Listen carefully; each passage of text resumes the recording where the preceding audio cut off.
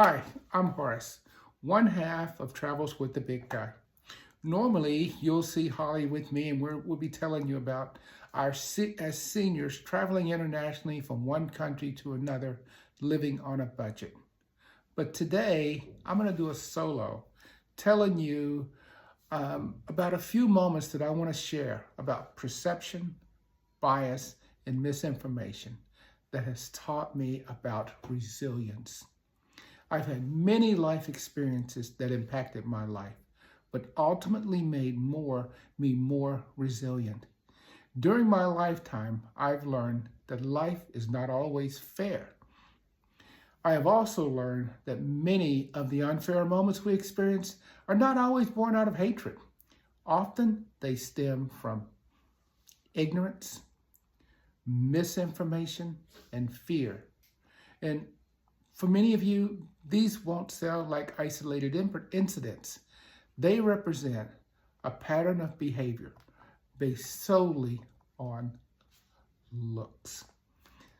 So my hope is that this video will better help people understand that equal treatment is sometimes distorted by assumptions and misinformation.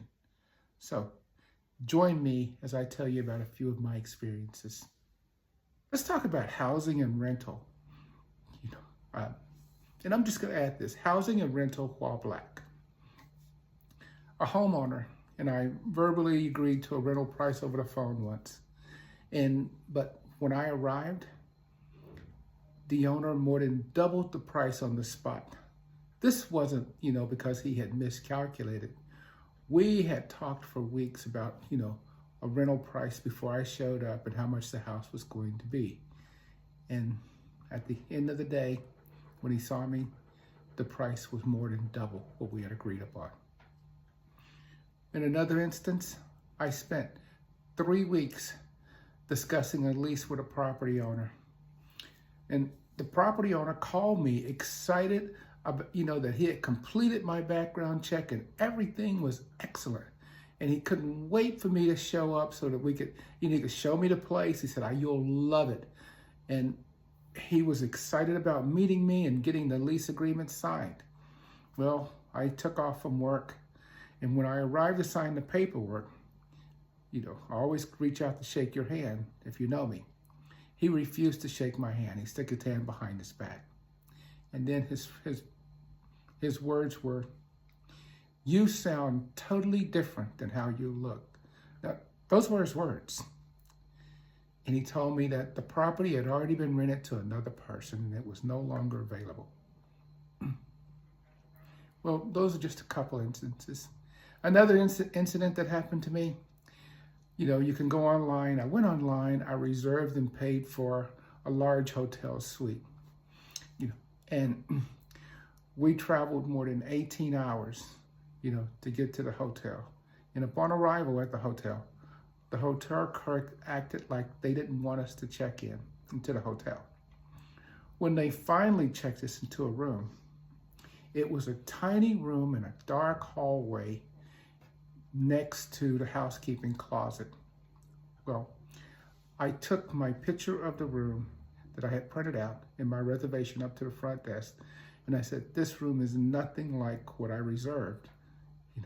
And the clerk advised me I could take the room or leave, and if I, made a big scene, she was going to call the police and have me kicked out of the hotel. Well, anyway, and let me tell you about a last incident for housing. I rented an Airbnb, and we had been there for a few days. And then a new security guard had showed up at the Airbnb, and the security guard stopped me and my wife, and he claimed that my passport that I had presented was not sufficient identification. But he told my wife that hers was fine.